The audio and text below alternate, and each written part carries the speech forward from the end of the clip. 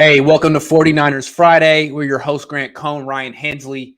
Today we're going to be talking about Brock Purdy mostly, Javon Kinlaw, talk a little Pat McAfee, the former kicker, talk Jimmy Garoppolo, Trey Lance, and we'll talk about these joint practices that just wrapped up. I just got back. I've been up since 2 a.m. I'm tired, but it's nice to be back. It's nice to be doing the show. I thought the joint practices, they're the high point of the year every year. I love them. Kyle likes him more than the games. Trey Lance got a lot of good work done, and we're going to talk about that. Brandon Aiyuk, not a fan. He said the joint practices essentially were a boring waste of time. But instead of me paraphrasing what he said, why don't we listen?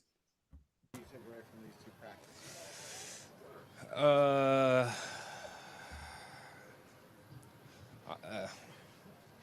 was good work. It was good work, going against somebody different, a different environment. But me, I felt, I ain't like it too. I feel like it was a waste of time personally, but no, that's kind of why I was getting at. Yeah, it kind of seemed boring to us, so I didn't know. It was boring for sure. Boring. What are your real thoughts on Fred Warner in the locker room? Oh no! Is he a good guy to be around? Hold on, Practice teammate? man. This is Dang it! Wait a second. Fred, we all know Fred. I think it was boring because it was a little bit of like day one stuff. Here we go. This is why it's boring. Sorry. Here we go. Yeah, it was. I think it was boring because it was a little bit of like day one stuff, the basic stuff. Just I know I was getting a little irritated, having only touched the ball like 3 times in the past 2 days. But that's beside the point. Anyways, Kyle is.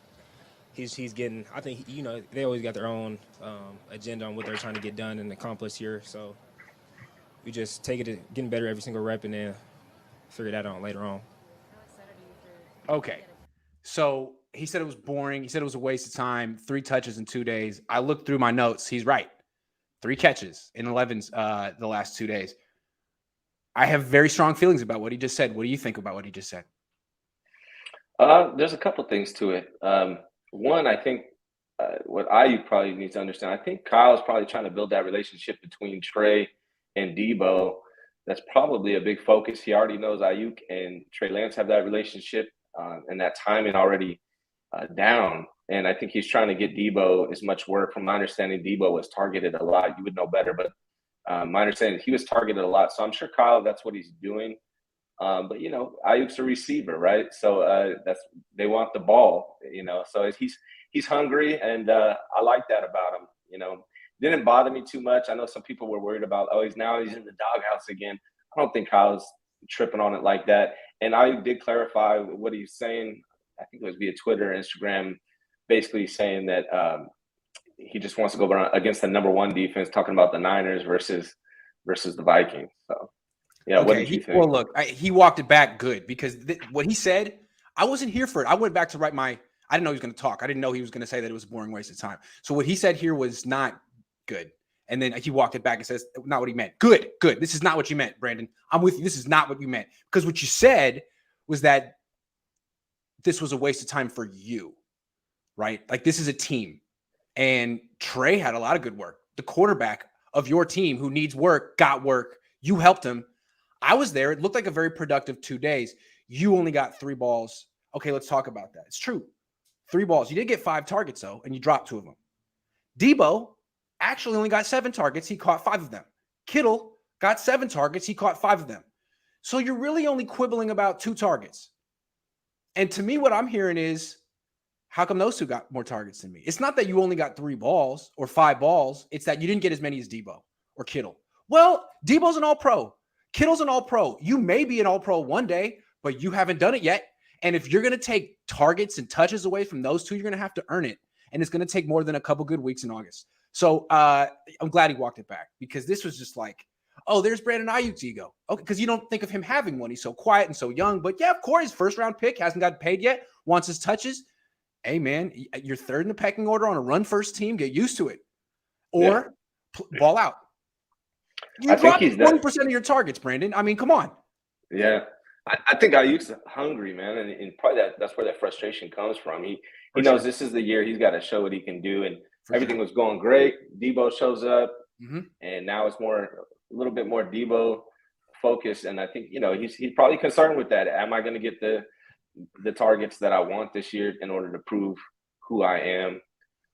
He's still young. He's still immature. Obviously, the statements like that shouldn't have said it, but at least he walked it back. And I don't think Kyle is probably not too worried about it. No, they probably had a talk. No, Brandon needs to have his best. He knows this is a contract push year although he's not going to get an extension next year. It'll be the year after that. But this is a time for him to really do well. And I can see if I were in his position, I'd be a little apprehensive about targets and touches. Like, am I third in the pecking order? Are we going to throw it very much? But frankly, from Kyle's perspective, a 7-7-5 target split, it's pretty fair, man. I don't know. And I've never heard Debo ever say anything like this, ever. And we're not even talking about a game, Ryan. Not a game. Practice. He didn't get enough touches in practice. Never heard Debo say that in a game or practice. Never heard Kittle say that in a game or practice. Yeah, I'm glad he walked it back. You don't want to go down that road as a wide receiver. You don't want to be seen as the "it's all about me" guy, right? Yeah, you don't. And I don't think he's that kind of guy. Yeah, I know his mother. He is a good kid. He's a good guy. It's a good family. She would not like that. Just saying. Yeah. I think that frustration was still sitting with him through practice. When you had that interview, it was after practice, and he was still feeling that frustration when he interviewed. I bet if he was interviewed the next day, he wouldn't have said stuff like that. Yeah. But he's just got to learn, keep that stuff to himself. And again, I wasn't there. I was in the press room, but listening to it, it sounded more like he was just frustrated with how he performed. And I know he explained it differently, but he didn't have his best performance. He dropped 2 passes. He had an opportunity to really impress Justin Jefferson and Patrick Peterson, and he just wasn't the best Aiyuk, the best version of himself. That's frustrating. So I understand that. So anyway, I'm gonna let him off the hook. It's just interesting that he said it. And the reason I went back to the press room is like, he's not gonna. There's a 2% chance a football player says something like that. I'm like, oh God, Brandon did it. So thanks, Brandon. Anyway, there you go. Appreciate it, Brandon. Okay, so Brandon, 3 for 5, three catches, 5 targets. Okay, Trey Lance, according to my numbers, was 23 of 33 2 days against the Vikings defense. That's right around 70% completions. It's just practice. But when he was down in the 50s the first couple of weeks of practice, Niner fans were really worried. And some people said, well, is it possible that the Niners defense is just really good, especially these corners? And people are like, oh, your excuses. Well, maybe that's the reason, because all of a sudden he's completing a very high percentage of his throws. Mm-hmm. Yeah, I think there's a lot going on there. Like initially, he's in his own camp going against the Niners defense, which is probably the superior defense over the Vikings. Second thing is he's pushing it. He's at home on 49ers training camp. He's pushing it, trying to test what he can do, what he can't do. In the Vikings camp, it's a lot of check downs and taking what the defense gives him. So naturally, when you're pushing it and you're stretching the field, your completion percentage is going to be lower than if you're just taking what's given to you when you're going against another team, just trying not to, turn the ball over. So, I mean, you're just seeing what would happen with any quarterback. If they're pushing it down the field, their completion percentage is going to go down. If they're taking what the defense gives them, it's going to go up. I think Trey Lance, from what I've seen, everything I've seen from Trey Lance, everything I've heard, I was a little concerned early off because I know this is his first year taking the reins, but I have never been more relaxed. He's on the bottom of the list of my concerns this year going into the season, even though he is unproven. What he's shown is that he has everything, all the intangibles to be great. He's really calm. One thing that I think is very untalked about that you see in the preseason games is he's going through his progressions, right? It's not like Kaepernick where they have to just take half the field for him. He's scanning the whole entire field. That's what I was really looking for in that first preseason game, and I saw it. Like he's first progression, second, third. He's scanning the whole field. That's huge, man. I'm really not worried about this guy. And I'm, the statistics, completion percentages don't concern me too much in practice either. It's about what he does in the games. And, does he look like he's ready for this? And to me, he does. Yeah. I mean, when the completion percentage was low early in camp, people were basically saying like the offense can't function like this. But that was when there was no like move the ball periods, and it was all scripted. And you don't know what Kyle was trying to accomplish with those plays. Who was he trying to evaluate? What were you trying to do? I mean, he wasn't trying to move the ball down the field. And when they've done the move the ball period stuff, it's been documented. His completion percentage this offseason is in the mid 60s. And in the preseason game, it was 4 for 5. And over in Minneapolis, that was only move the ball stuff. It was all situational. It was no scripted stuff. He was completed 70% of his throws. So I'm not saying, it doesn't mean he's not inaccurate. He's not Drew Brees all of a sudden, but the offense is going to function just fine. It's not like going to just be broke. He's not Tim Tebow. It's not going to be broken. Kyle's going to be able to find plenty of easy completions for him like he did for Jimmy Garoppolo. Yeah, that was the thing for me, like really going into this, is I didn't know, is he Tim Tebow? That's what I was, who knows going into this? I really didn't know. So it's great you brought him up. Is he Colin Kaepernick, where he's more of a runner, with a cannon? Like I really didn't know. And so after seeing him in practice, after seeing him in the preseason game, he put all those worries to rest for me. So I'm really excited. Obviously, he's going to have ups and downs this season. I'm expecting, good games, bad throws. But he looks like a really competent quarterback, and I'm excited about him. He's not one of my worries anymore. There's something he does that I think is pretty rare. It's like you'd think more quarterbacks do it, but it's a violent, fast game, and it only slows down for so many. But his tendency to break the pocket and look to throw. Yeah, not that many guys do that. I mean, Kaepernick didn't do it. He was looking to run. And even Lamar Jackson, to me, a lot of the time is looking to run, which is great. But the big plays coming from your arms, not your legs, if you can make it happen. And the guys who do that were Russell Wilson, Patrick Mahomes, Trey. And that's one of the things Josh Allen. It's one of the things I really like about him. Significant. It really is. Like, those are some of the things that we didn't know for sure. I mean, we saw a little bit of it last year against the Texans. And he looked good in the second half of that game, but he's grown so much compared to that game to what I saw in the preseason and what we're seeing in practice from him. It's like night and day. So I'm really excited about him. I don't have any worries about Trey Lance. Of course, there's certain things we still don't know, but as far as him being a competent quarterback, he's not Tim Tebow. He's a legit quarterback, and I'm looking forward to seeing what he does this year. Papa Shambhala is now a member. He says I'm the best reporter on YouTube for the Niners. So thank you. I appreciate that. You're right. JCK510 says, Grant, after seeing Lance improve recently on the move the ball period, do you feel differently about your win-loss prediction? No. Another story out of camp these last 2 days was how many times he got sacked. It's not a big deal because he didn't get hit, but he got sacked a lot, especially that first day. So, look, if McGlinchey is going to play all 17 games, that'd be great. But right now, Colton McKivitz, this offensive line right now is basically Trent Williams and like 4 guards. One's going to play center, one's going to play tackle, and they haven't figured out. I mean, I don't know. I don't understand why Mills doesn't get any looks. Me neither. It doesn't make sense. I mean, maybe in running the ball, he's not the best run blocker, but pass protection, from what I've seen, that guy's like immovable. He's kind of like Poe in that regard. I like him a lot. All right. Yeah. I'm trying not to say Jimmy Garoppolo's name anymore but he's still on the team and I have to. And this is the 49ers' fault, not Jimmy's fault. I blame them that I'm going to have to say his name. But it's like that lady Rita Oak, she's just going to be drawing stuff forever. Like, when does it end? When is it finally going to be over? And there's 2 dates right now. It seems like final cut down day is August 30th. And then there's the first game of the season, which is like September 11th. Do you think Jimmy Garoppolo will make the final 53? The initial 53? No, I don't. No. He'll be cut before that. He'll be cut that when they go down to 53, that's his last day. I hope you're right. I hope you're right, but let me just say this. They can keep him through the early part of September, cut him right before week 1, and his salary isn't guaranteed. So if they really want to play this game of, we don't want him, we got to do what's best for us, we're nervous about him getting prepared, they could take it down to the deadline, which is, let me make sure, but I think it's September 11th. Yeah, that part I didn't know. If that's the case, I could see it happening. The only thing about that is he's going to be taking somebody else's roster spot. Exactly.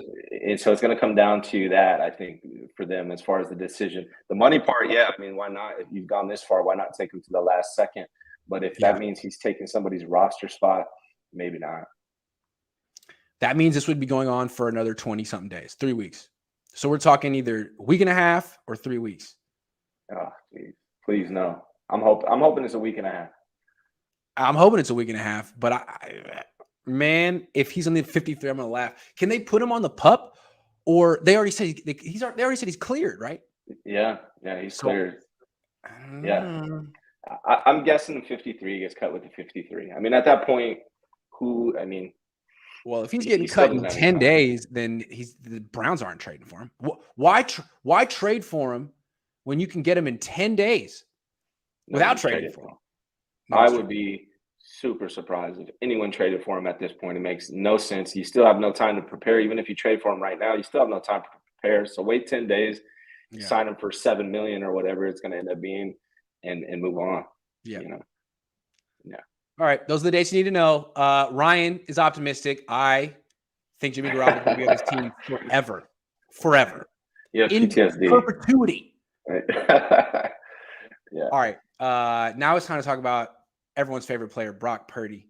Mm-hmm. Really was good. He made that preseason game watchable.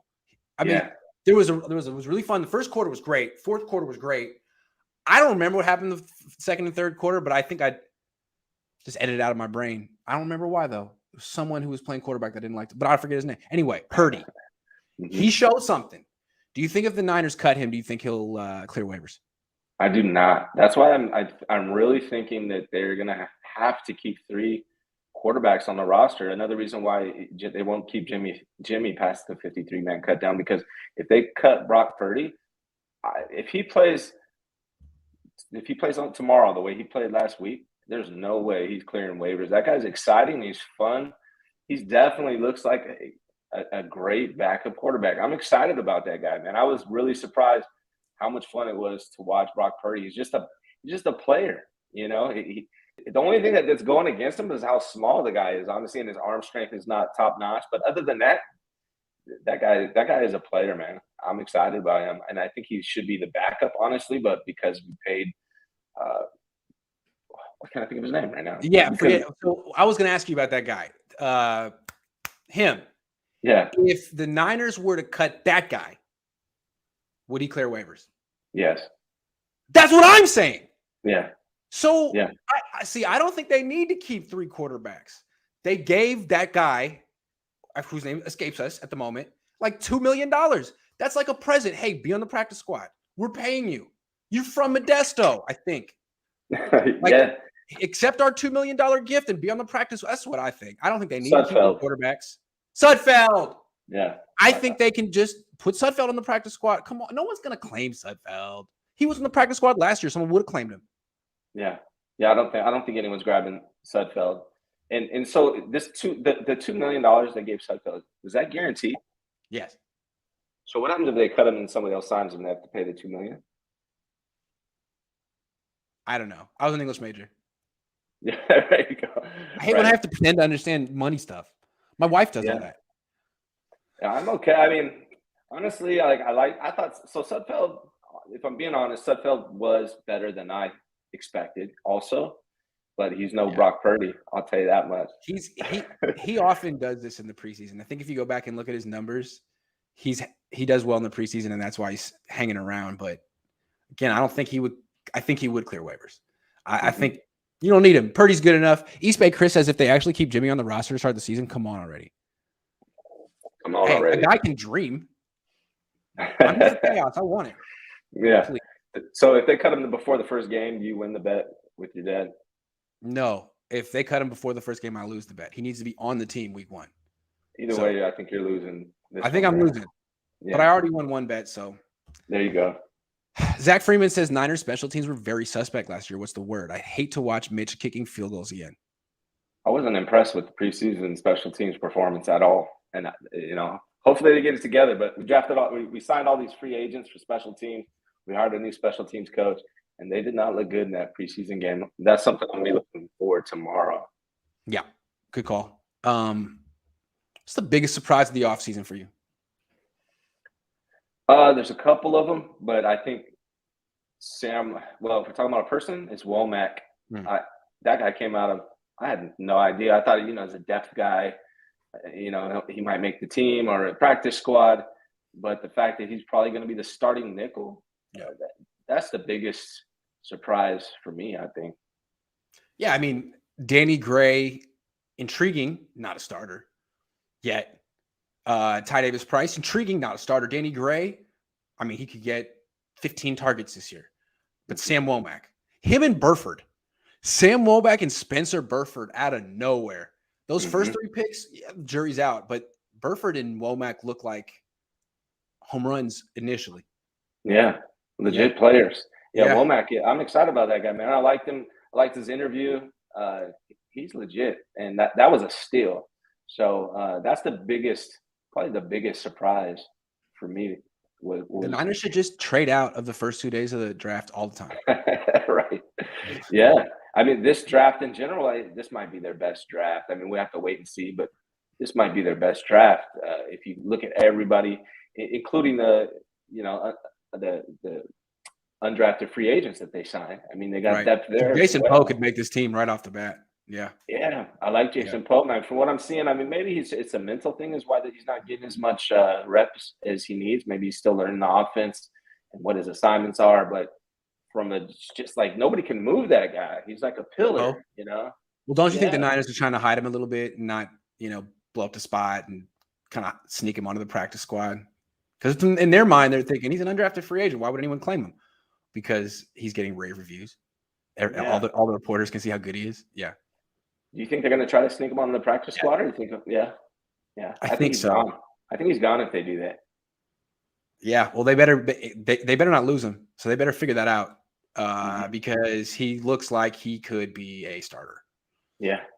Just because he's short doesn't mean he can't start at guard. He's immovable, or can the guy snap? Because I'd like to see him as center or guard. I don't know. Something about his size is actually an advantage, especially in the interior. I like that guy. Low man wins, right? You can't get underneath his pads. If they do put him on the practice squad for a year, maybe they can teach him how to snap. Because the guy's immovable. I watched your videos from the offensive line, defensive line, one-on-ones, and no one can move him. No. Yeah. As opposed to Banks, who can't anchor. He keeps trying to reset. Poe doesn't have that problem at all. So I'm curious to see how that shakes out. Yeah, I think height is actually a little bit overrated. It's really length. Yeah. When is what you're looking for. You're looking for length and radius versus height. If Poe has the same length as a guy who's 6'4", it doesn't matter where his head's at. Yeah, absolutely. And with a tall guy like Eric Armstead or Banks, you can use the height to your advantage, but only if you get your pads really low. Armstead can do that. Kinlaw working on that. This offensive lineman as well. Banks is the guy I was thinking of. Working on that. So, biggest surprise of the offseason, those two. Big picture question. Do you think the Niners will win the NFC West this year? I think it's possible. Yeah, I think the Rams got weaker. I have no faith in Cliff Kingsbury and Phoenix, and I think Seattle is out of the picture. So I think it's going to come between them and the Rams, and it's really hard to follow up a Super Bowl run and be as good as you were the previous year. It hasn't happened very often. And again, I think the Niners got better. The Rams got worse.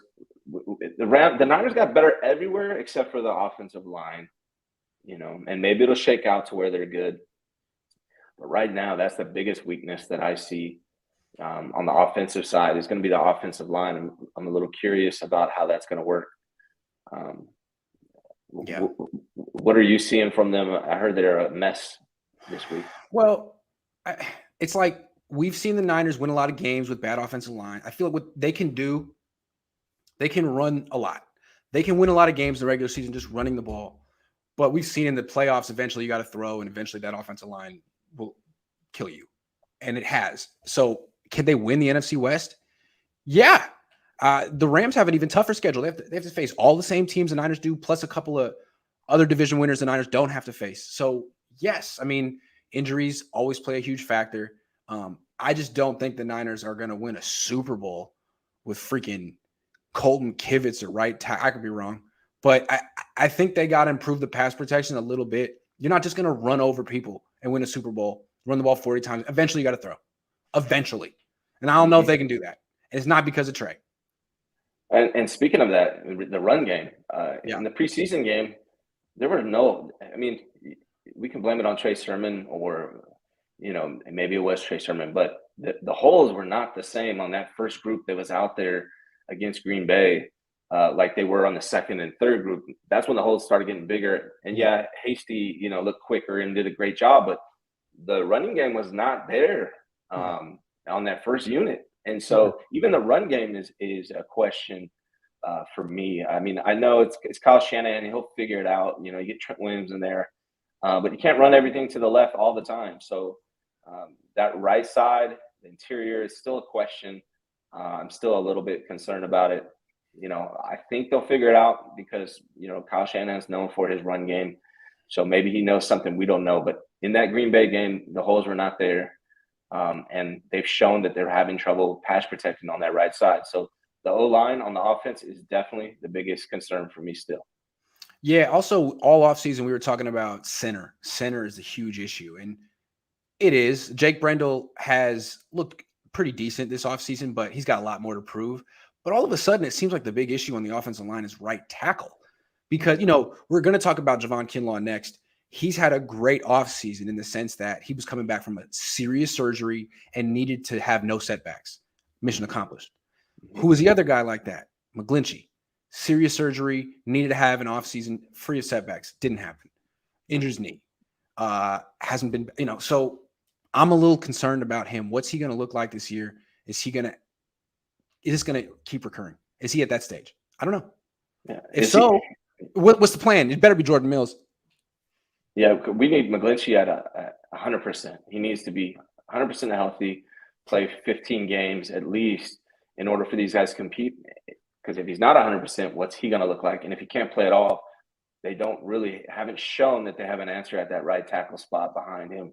So that is a huge question mark right now headed into the season. I mean, in the most respectful way possible, even at 100% healthy, Mike McGlinchey is like decent at best. So yeah, he needs to be 100%. They can't be trotting out 80% Mike McGlinchey. Although, if the other option is Colton Kivitz, I don't know. Yeah. I don't know. I still don't understand why the Niners felt taking this Jimmy Garoppolo thing down, like preventing Jimmy Garoppolo from signing on with the team and having training camp with them was more important than creating $24 million in cap space and improving your offensive line. That doesn't make sense to me. You're afraid of Jimmy? You're afraid of Jimmy going to why? You don't like Jimmy. Yeah, now you're afraid of Jimmy? I don't get that. This isn't a surprise either. I mean, how long have we been talking about it? It's been months. Like going into this season, going into the offseason, that was a concern, is the offensive line. I mean, isn't J.C. Treader still sitting out there? I don't understand why he was never brought in. I mean, it just was not addressed like it needed to be addressed. And I think I'm hoping it doesn't come back to bite them. Yeah. All right, let's talk Javon Kinlaw. Javon Kinlaw is having the offseason he freaking needed.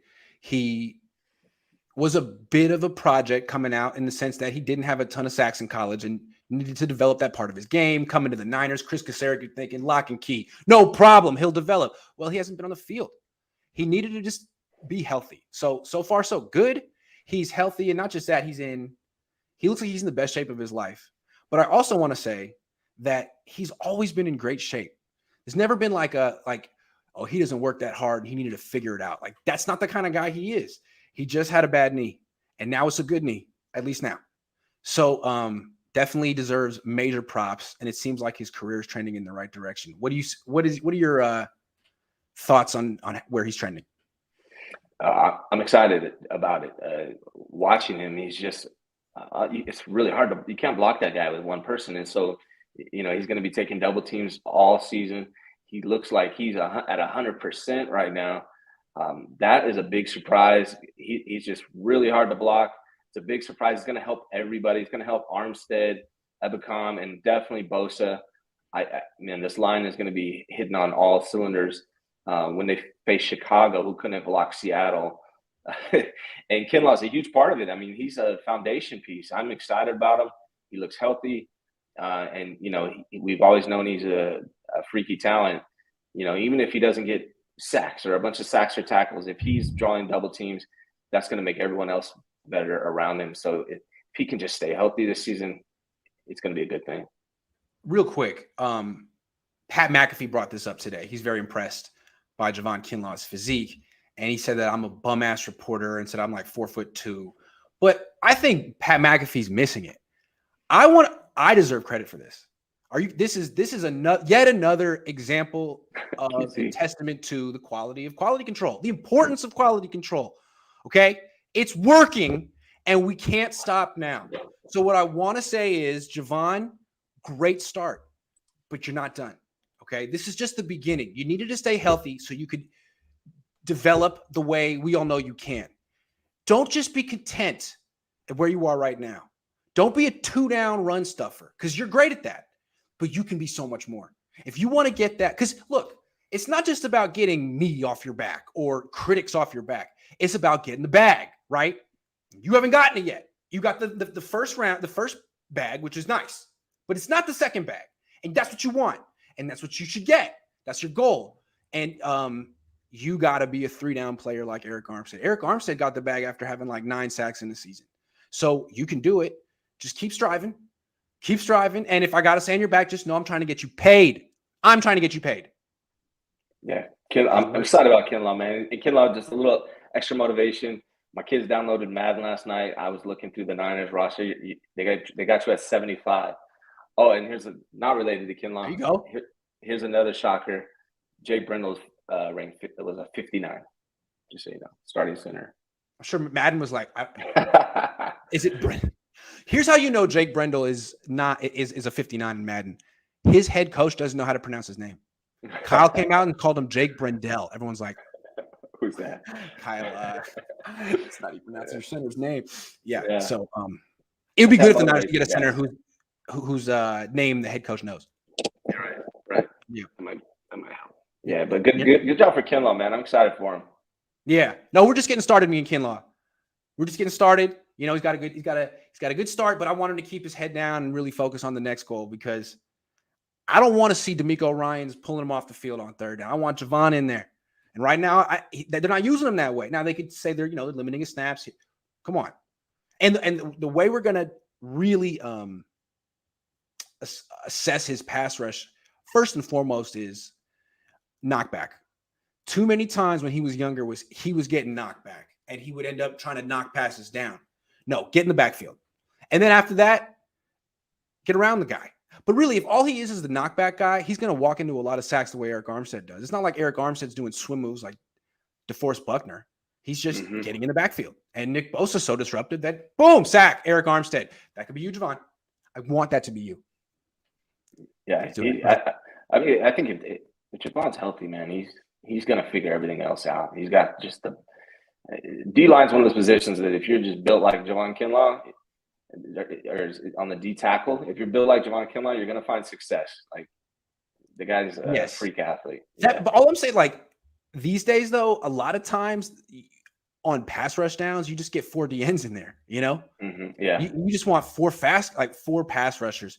So all I want him to do is establish himself as an impact player on passing downs, because having a 6-pack and being 320 you've always been that guy. He needs a little finesse now. Time for a little finesse. And I think he's developing a little finesse. Jason says Javon and Grant versus McAfee and AJ Hawkins. Who are you taking? I have Javon Kinlaw on my team. Yeah, that's easy. That's no question. Who's this McAfee guy? Where did he come from? What is he? Like, did he get cut from the Sopranos? He's got a tough man complex. Because look, dude, you were a professional athlete, Pat, but he was a kicker, so he does a show. He has a muscle tee on and like a gold chain, and it's like classic. It's like it's like that kicker from that Pet Detective movie. What was it? Finkel and Einstorm. He's kind of like Finkel and Einhorn. A little bit. He's got a little bit of like a identity crisis going on. He looks like Kid Rock is his favorite musician. Yeah, I can see that. I can see Yeah, that. He looks like he grew up idolizing Bam Margera. Yeah, he kind of looks like he got cut from Jersey Shore, tried out, but they're like, "You're too old, man." And so here's the thing. He said on the thing that I'm 4'2". I'm 6'1". Okay, and so is he. So if I see him in person, I'm gonna be like, eye to eye. yeah. And Javon's got my back. So how about that, Pat? And why does it? I've seen he's having other 49er reporters on. Why doesn't he just call you? I mean, if he's that guy and has all these feelings about you, get your side of the story. I don't know. Yeah, or call me on your show and tell me off. One way or one or the other. Talking about me like that, it's okay though. I appreciate it. Thank you, Pat. It's nice to be mentioned on the show of an ex-kicker. Ex-kicker. Good. He's doing a good job for an ex-kicker. Is he a punter? He is a place kicker. I think so. I don't actually remember him in the league. Okay. Now he does stuff for WWE, which I think is pretty good for him. That's about his speed. Yeah, I mean that wife beater and gold chain. He looks like he probably thinks WWE is real. Yeah. Makes sense. Yeah. All right. Well, it's been a very long day for me. Mm-hmm. I need to go take a nap. Ryan, it's been a pleasure. Good to see you, man. This has been a lot of fun. Everyone enjoy your weekend. Do something productive. Weekend. I'm headed to Santa Cruz. Oh, yeah? Yep. Taking the fam? Yep. It's nice. It's nice. Great place. It's a great time. Going to the boardwalk? I don't do the board. I hang in Capitola. That's my favorite place, man. It's like Italy and California, man. Yeah. Capitola's nice. That's the spot. Yeah, I like that place too. Yeah. All right. Have a good one, everyone. Later. Enjoy your day. Capitola is good.